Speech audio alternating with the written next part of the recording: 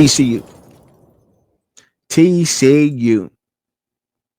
They had with Sonny Dykes. They had 8-4 overall. They got 6-3 in the conference last year.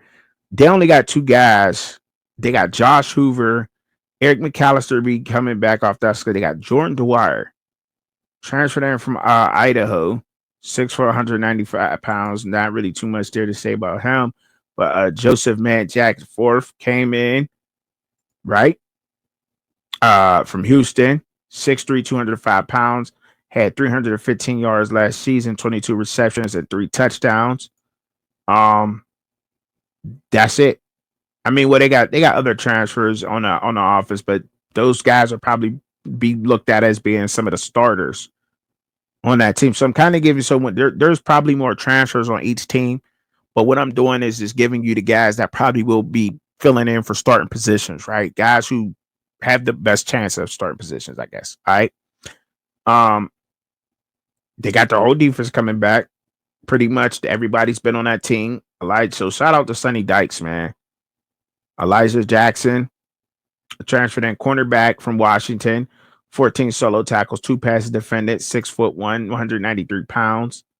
And then they got Angel Demubu, 6'3", 291 pounds, transferred from Washington State, defensive tackle, junior transfer, 14 solo tackles, 6 sacks. It's not bad. It's not bad. That was some production out of there, especially for a defensive tackle. That's I would say that's some good production out of a defensive tackle. For my defensive tackle, give me 14 solos through the season, and that's not how many pressures he had. They don't count that. That's not a stat. Sometimes pressures and disruption. He's definitely doing that. 6 sacks at that position. But we'll see what happens when he come over here because they largely played the Mountain West. We'll see what happens. But they pretty much got their team coming back. And I mean, we'll know once we say return in production. We'll know once the return in production sheets actually come out, and I'll actually be, more in depth with that. But these guys are going to be they got their team coming back. I think TCU will probably do well, but let's look at their schedule. They start off at North Carolina. Bill Belichick. That's who you starting off with, Sonny Dykes. That's who you starting off the season with. Okay, then you go to a bye week. Smart. Abilene Christian. Oh. Then they got SMU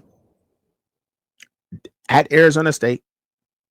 Colorado at home. They got SMU at home too, but then they go to Arizona State. Then they get Colorado at home. Colorado got to go to TCU. Then they're at Kansas State. Then they have Baylor at West Virginia. Then they're off. Iowa at home, at BYU, at Houston. Then they got Cincinnati at home to end the season. Man. Just going to be tough, man. They want the smoke. The Big 12 said, we want that smoke. They said, we'll take one cupcake on our schedule, because that's all I'm really saying on a lot of these schedules is one cupcake, and then they like replan that. That's important though. These out of conference matchups are really important on these team schedules, because that's going to set the tone for the entire conference later on when they go to put these conferences in the playoffs, and they say the highest ranked conference is going to come down to them conference wins and losses. So Mississippi State, I think I see Missouri, Oregon, and now we see North Carolina. So they spread out and they playing. The Big 12 is actually playing.